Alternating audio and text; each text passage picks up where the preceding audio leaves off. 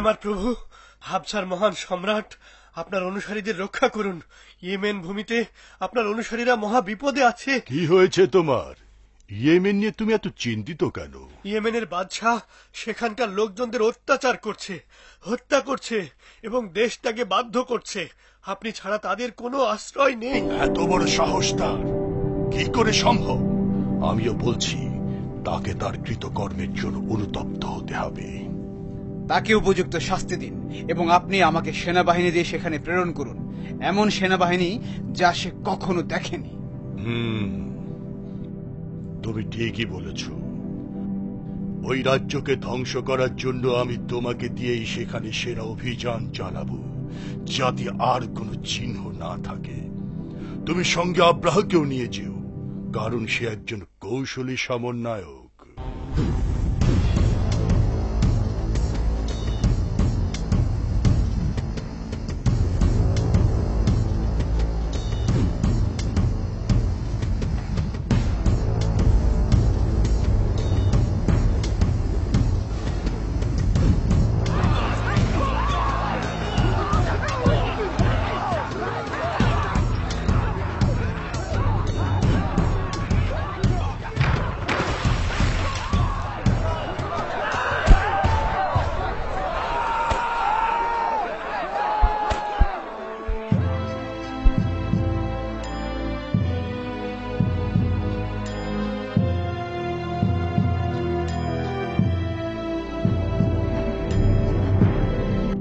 দেখতে পাচ্ছ তুমি,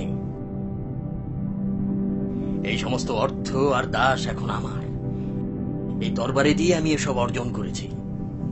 কিন্তু প্রভু, আপনি কি এগুলো যুবরাজ আরিয়াতকে দিবেন না? আরিয়াত সে একজন দুর্বল চিত্তের লোক। এই বন্দীদেরকে ওর কাছে পাঠালে সে তাদের ছেড়ে দেবে, কিন্তু আমি একজন যোদ্ধা, বীর, সিংহ সম সাহসী। তাই এই সম্পদ আমার প্রাপ্য।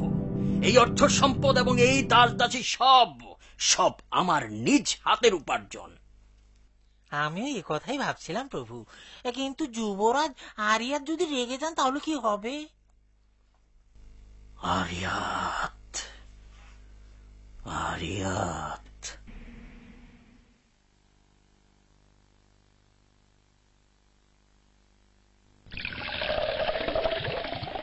যে জিনিসটি তোমার নিজের নয় তা দখলে রাখতে তোমার অন্তরাত্মা কি করে সায় দিল আব্রাহা? যুদ্ধে বিজিত গনিমত আর দাসদাসী সব রাষ্ট্রের সম্পদ, এবং তোমার উচিত সেগুলি সম্রাটকে প্রদান করা। সম্রাট কি এগুলো সহস্তে কিংবা স্বীয় তরবারি দিয়ে অর্জন করেছে যে তার নিজের সম্পদ হবে? চুপ করো বেকুব! নিজের সম্রাটকে নিয়ে এরকম মন্তব্য করার সাহস হয় কিভাবে? আমি আমার নিজের যোগ্যতায় অর্জিত সম্পদ থেকে এক তিল পরিমাণও কাউকে দেব না। তাহলে তুমি তোমার এই মানসিকতার উপযুক্ত মূল্য দেবে, এবং সেটা হবে অত্যন্ত চড়া। আগামীকাল তোমার সঙ্গে আমার দেখা হবে, সসৈন্যে এবং তরবারি হবে সবকিছুর সমাধান। ঠিক আছে, তাই হবে।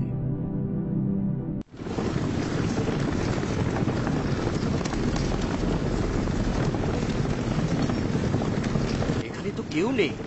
আমার মনে হয় অনেক আগেই চলে এসেছি। তিনি আপনার বন্ধু মানুষ, তাই হয়তো যুদ্ধ করার চেয়ে শান্তি বজায় রাখতেই বেশি আগ্রহী। আর তিনি আপনাকে ভয়ও করেন প্রভু।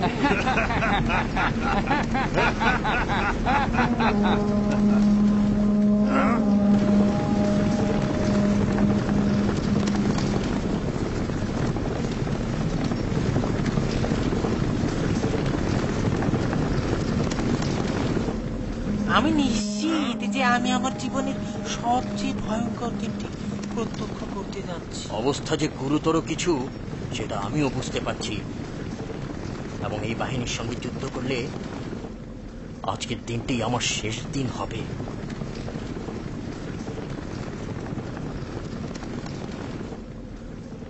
কৌশল ছাড়া এই অবস্থা থেকে পরিত্রাণের উপায় নেই প্রভু। কৌশলের কথা বললে? কিসের কৌশল? মল্লযুদ্ধ প্রভু। দুজনে মুখোমুখি যুদ্ধ ছাড়া এই কঠিন অবস্থা থেকে বের হবার উপায় নেই মনে হচ্ছে। তোমার কি মনে হয় যে মল্লযুদ্ধে আমি আরিয়াতকে পরাজিত করতে পারবো? কেন, ও পক্ষে আপনার অনুগত লোকজন কি করবে? তার মানে বিশ্বাসঘাতকতা। একটি বিশ্বাসঘাতকতা আপনাকে সারা জীবনের জন্য ইয়েমেনের সিংহাসনের নিশ্চয়তা এনে দেবে। আমার উপর আস্থা রাখুন, আমি আছি পেছনে।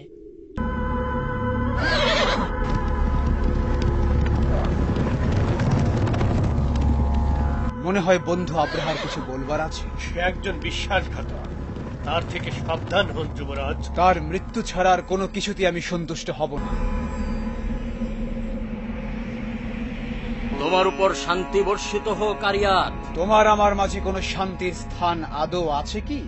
আমি দেখতে পাচ্ছি যে আমাকে মোকাবেলা করার জন্য তুমি বিশাল সৈন্য সমাবেশ করেছো, কিন্তু মনে রেখো, ভয় বলে কোনো শব্দ আমার অভিধানে নেই। অভিধানে নেই, কিন্তু চোখে আছে, এবং আমি সেটা স্পষ্ট দেখতে পাচ্ছি। দেখো, আমি একটি প্রস্তাব দিতে চাই।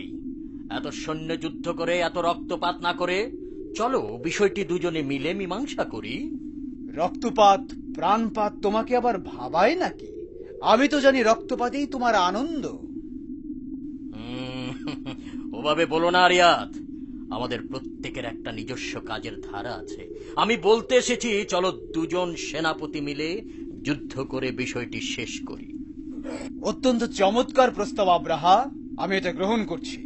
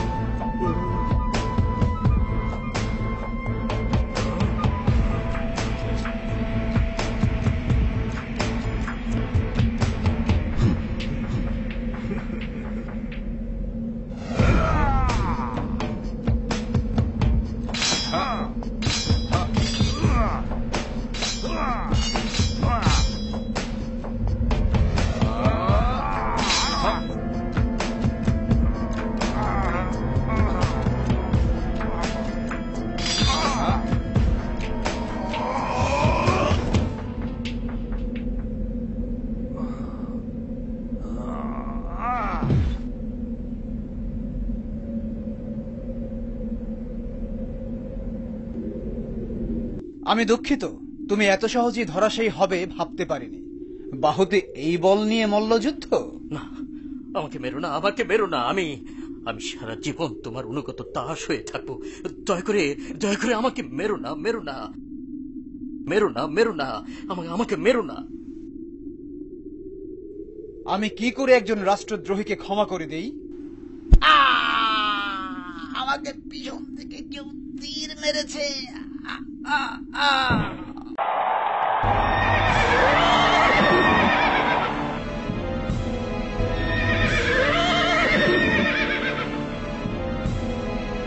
সম্মানিত সেনাপতিগণ, আরিয়াত এখন মৃত, তাই আমি ছাড়া আর কোনো নেতা নেই। শান্তি বজায় রাখার স্বার্থে আপনারা আমার আনুগত্য স্বীকার করুন।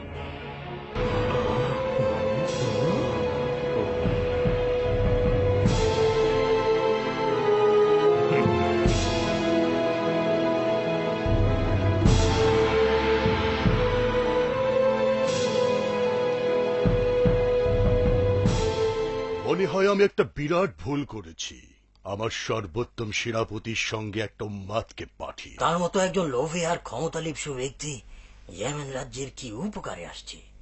আজ সে আপনার মনোনীত ব্যক্তিকে অস্বীকার করছে, কাল সে আপনার বশ্যতাকে অস্বীকার করবে না, তার নিশ্চয়তা কি?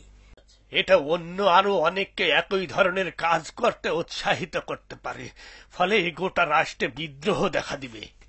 আপনার একটি সিদ্ধান্ত নেওয়া দরকার সম্রাট।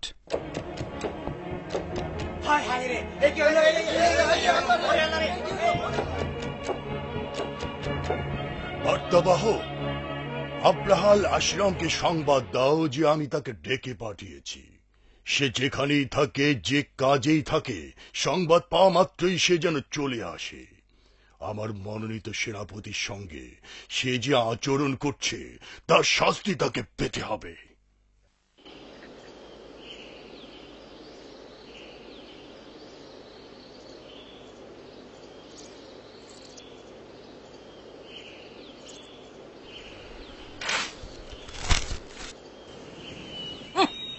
দেখেছ, তোমার ওই বাদর মুখ চেহারার জন্য সব হয়েছে। আব্রাহা কোথায়? সম্রাটের পক্ষ থেকে তার জন্য একটি বার্তা নিয়ে এসেছি। আব্রাহা? তা ওই বার্তাতেও কি শুধু ওই ডাক নামটি লেখা আছে? তোমার কি নিজের কোনো বুদ্ধি বিবেচনা নেই? মহাবীর মহাপুরুষ স্বয়ং আব্রাহা আল আশরান তোমার সামনে দাঁড়িয়ে, আর তা দেখে তোমার চোখ ভরছে না? আমি হাবাস আর ইয়েমেন সম্রাটের পক্ষ থেকে আব্রাহার নিকট এসেছি। আমার কাছে তার জন্য একটি বার্তা আছে এবং আমি তার প্রতি উত্তর না নিয়ে যাব না।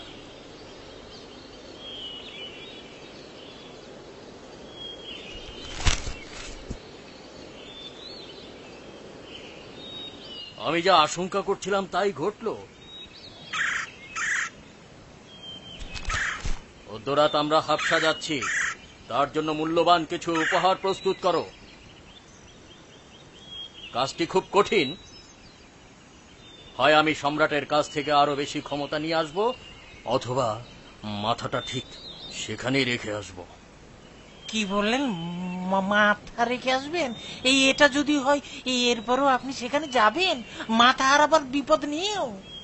এমন কিছু বিষয় আছে যেগুলি তুমি এড়িয়ে যেতে পারো না, এবং সাহস আর বুদ্ধি নিয়ে এগুলোর মুখোমুখি মোকাবেলা করা ছাড়া আর কোনো উপায় নেই।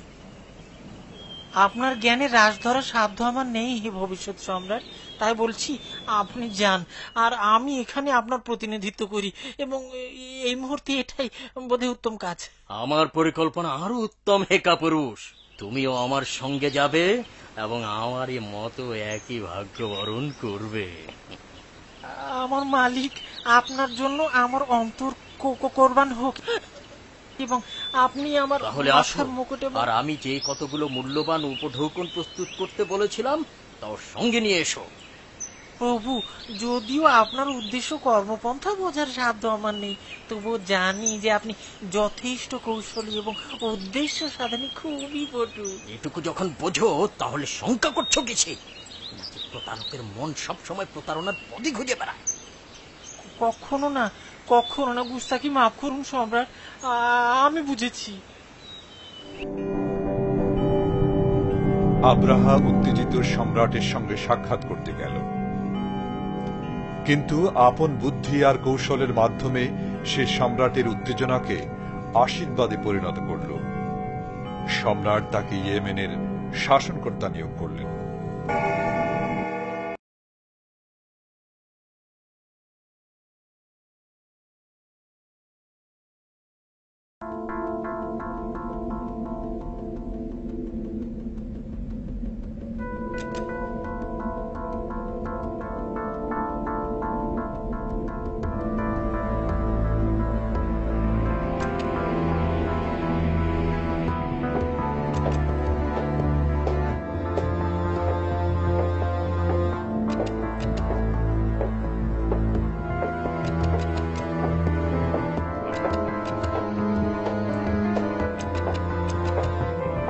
কোথায় ছিলে তুমি?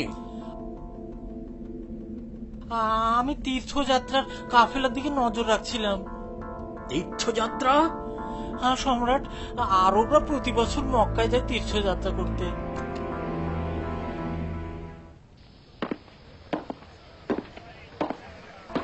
আরবরা সকল দিক থেকে প্রতি বছর মক্কায় আসে তীর্থযাত্রা করতে। এভাবে তারা অন্যের সঙ্গে ব্যবসা করে দিন দিনই ধনী হচ্ছে।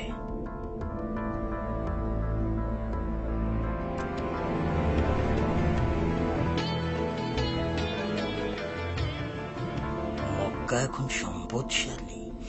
কি চমৎকার পদ্ধতি! আপনি কি কিছু ভাবছেন সম্রাট? চলো আমরাও একটা সৌধ নির্মাণ করি যেটা কাবার চেয়েও বড় হবে। তাহলে আরবরা কাবা ছেড়ে এখানে আসবে তীর্থযাত্রা করতে। তখন আমরা তাদের সঙ্গে ব্যবসা করে অনেক লাভবান হব এবং অনেক সম্পদ অর্জন করব। আর তা দেখে আমাদের সম্রাট আরো বেশি খুশি হবেন এবং আমরাও বেশি করে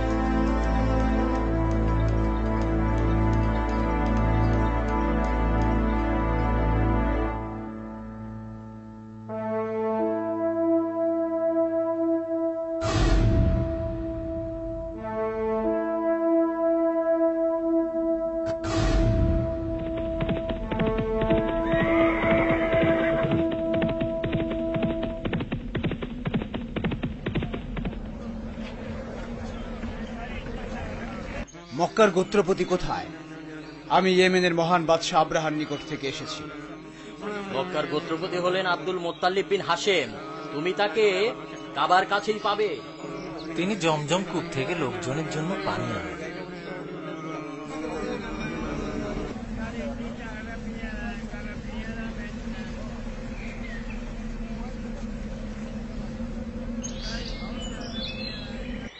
মক্কার গোত্রপতি কোথায়? আমি আব্রাহার দূত। আপনাকে স্বাগতম। বলুন, আব্রাহা কি চান আমার কাছে? ইয়েমেনের মহান বাদশাহ আব্রাহার আদেশক্রমে এখন থেকে সমস্ত আরব কাবার পরিবর্তে ইয়েমেনে যাবে তীর্থযাত্রা করতে। সেখানে কাবার চেয়েও প্রকাণ্ড এক সৌধ স্থাপন করা হয়েছে এবং এই আদেশ অমান্যকারীকে কঠোর শাস্তি প্রদান করা হবে। তোমাদের সম্রাটকে বলো যে আমরা কিছুতেই কাবাকে পরিত্যাগ করব না, কারণ কাবা আল্লাহর ঘর।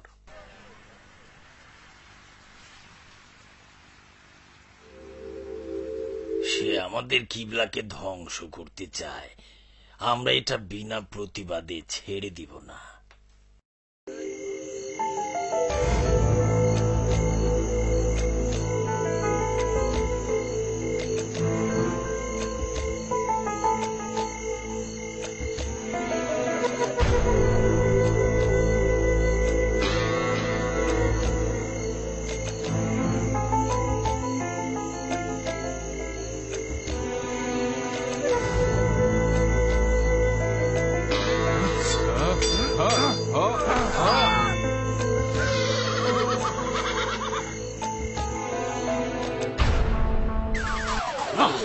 অসম্ভব, এটা একটা অপমান। আরবরা আমার তৈরি সৌধকে অপবিত্র করেছে।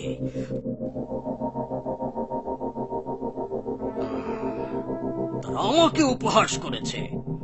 আমি এর একটা সুরাহা করেই ছাড়বো। আমার বাহিনীকে প্রস্তুত করো।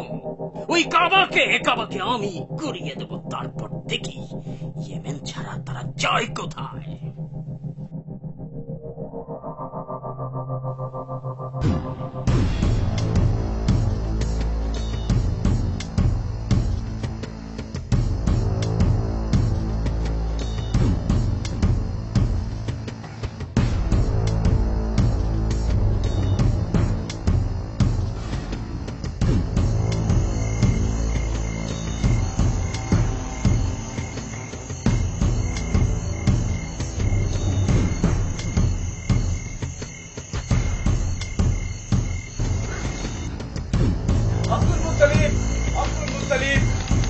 আব্দুল মুত্তালিব, আব্রাহা এক বিশাল সেনাবাহিনী নিয়ে মক্কার দিকে এগিয়ে আসছে। সে কাবাকে ধ্বংস করতে চায়। এক বিশাল বাহিনী কাবার দিকে এগিয়ে আসছে। প্রাচীন পুরোহিতদের কাছে আমি শুনেছি যে এটা আমাদের মধ্যে একজন নবীর আগমনের চিহ্ন। এখন আমাদের সবাইকে চিন্তা করতে হবে কি করে আব্রাহার এই বিশাল বাহিনীকে আমরা রুখে দিতে পারি।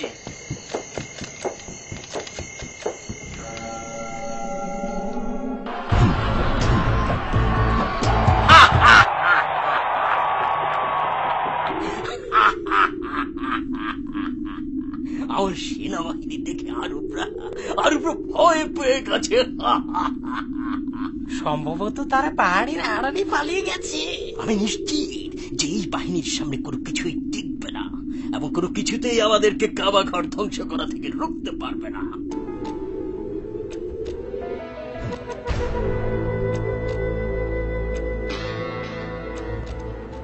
সে একজন যোদ্ধা যে কিনা মনে করে সে একাই এই বিশাল বাহিনীকে রুখে দিতে পারবে।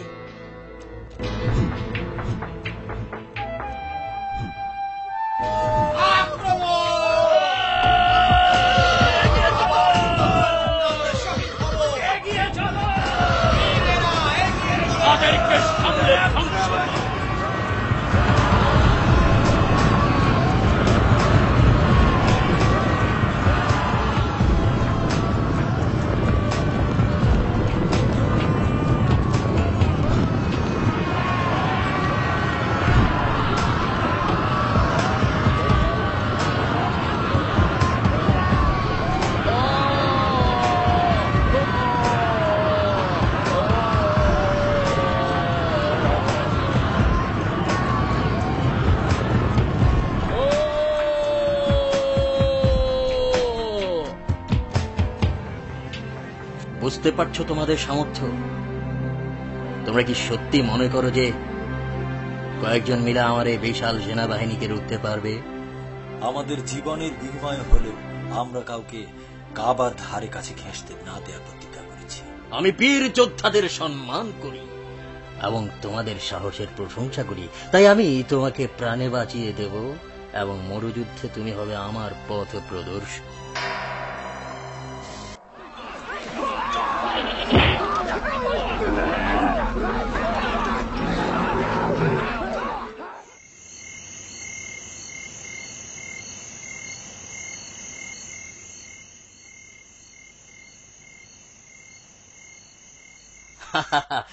আমার তাঁবুতে আপনাকে স্বাগতম।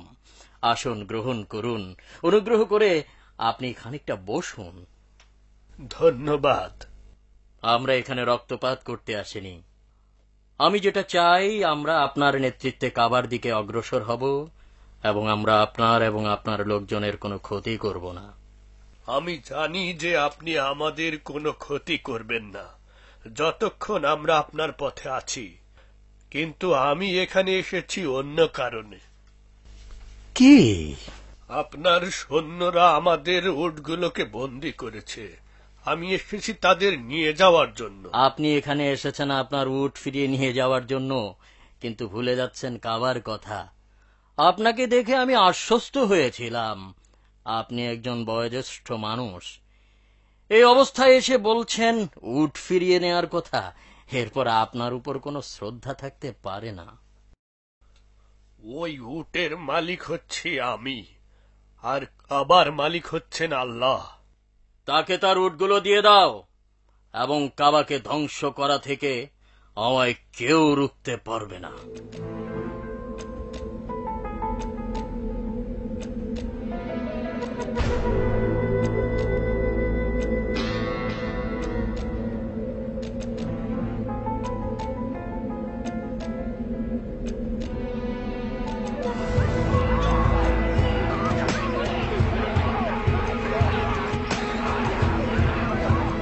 সবাই পাহাড়ের আড়ালে যাও, সেখান থেকে আত্মরক্ষা করো।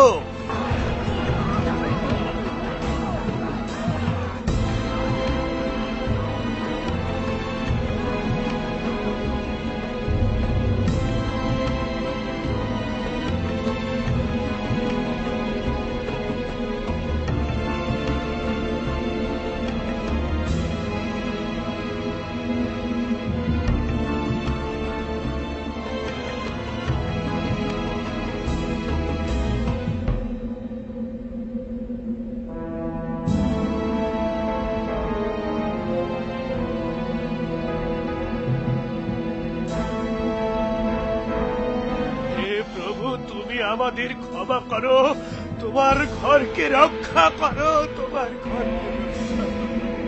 চলুন আব্দুল মুত্তালিব, আব্রাহার বাহিনী খুব কাছাকাছি চলে এসেছে।